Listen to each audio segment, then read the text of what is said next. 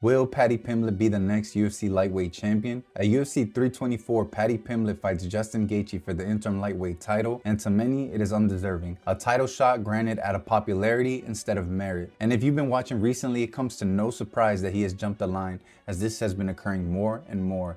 He is currently ranked 7th in a division full of killers and with one guy who is the obvious #1 contender. The #1 ranked Arman Tsarukyan is not even a part of this interim lightweight title fight. But the road to the title has been an interesting one for Paddy.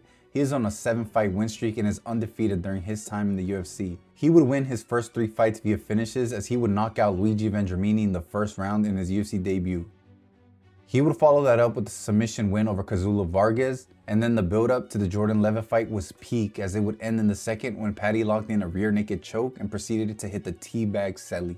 Paddy has always been a polarizing fighter. Some people love him, but some people really hate him.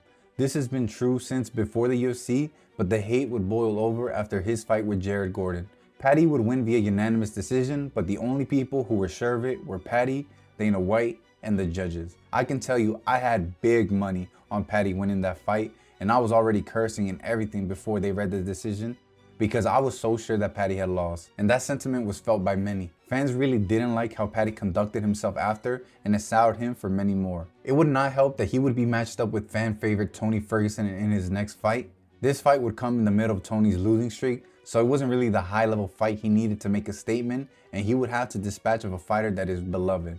A true lose-lose situation, or so one would believe. He would win this via unanimous decision. He would hurt Tony early, but would empty the gas tank and spend the rest of the fight controlling Tony to decision. Paddy would continue his winning streak, but he was not gaining any favor in the eyes of the fans. He would return to his finishing ways when he would submit King Green in the first at UFC 304. His grappling would be on full display, as he would counter an impromptu takedown by Green. He would leave him napping on the mat as he would transition from submission to submission, a very underrated aspect of Paddy's game. The only issue was this was another fight that he was expected to win, and not the high caliber fighter he needed to beat to prove his mettle. He would finally get a higher level-ish guy in Michael Chandler. Chandler I wouldn't consider part of the elites of the division, but it was a good step up for Paddy to really prove his level, and he would do just that, as he would get the TKO in the third. He slowly took over the fight, and eventually his grappling would be the highlight once again. This was a solid win, and we believed it would be a great starting point for a serious run at the title, but I think me, like many, was not expecting it to be a fight that would catapult him to the interim title opportunity. Now, ahead of him, he has former interim lightweight champion and former BMF champion Justin Gaethje. Check out this video right here where I talk more about Justin's journey to the interim title shot. Paddy is a solid striker with some decent power. His grappling is underrated, but the biggest concern for him is that his defense can be atrocious at times. He has eaten some big shots during his UFC run, and that could be a problem against a heavy-hitting fighter like Justin Gaethje.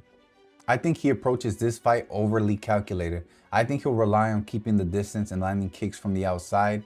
He will definitely use his size to push Justin against the fence and maybe even threaten the takedowns a few times. I think both guys are going to have a hard time landing their shots. Unfortunately, I think this fight has high potential to be a dud, but I pray to the fight gods that this fight gets nasty, as both guys are capable of absorbing and dishing out damage. If the fight goes like I believe it will, I think Paddy can win by decision, and if he wins in the way I believe he will get hate and continue to grow as a villain. This will set up the unification fight against Ilia Topuria, as it seems that he will be able to fight around the summer of this year. I do believe that the UFC prefers to see Paddy win here, as he is more popular and he is a star in England. Also, he does have history with Ilia, so it would be easy to run with that story and market it as a rivalry. So what do you guys think? Do you think Paddy has what it takes to become interim champion? Will Paddy the Baddy prove all the haters wrong, or will the Scouser be added to the highlight? Let me know in the comments, and if you enjoyed this video, please hit that like button and subscribe to see more videos. I'll see you next week for UFC 325 Volk vs Lopez 2. And don't forget to tune in, it's going to be a great night of fights. And remember, protect your neck and take care.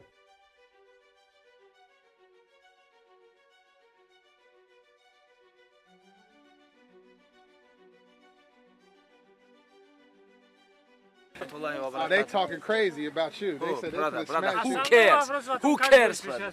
Who cares, brother? Who cares? Today, smash.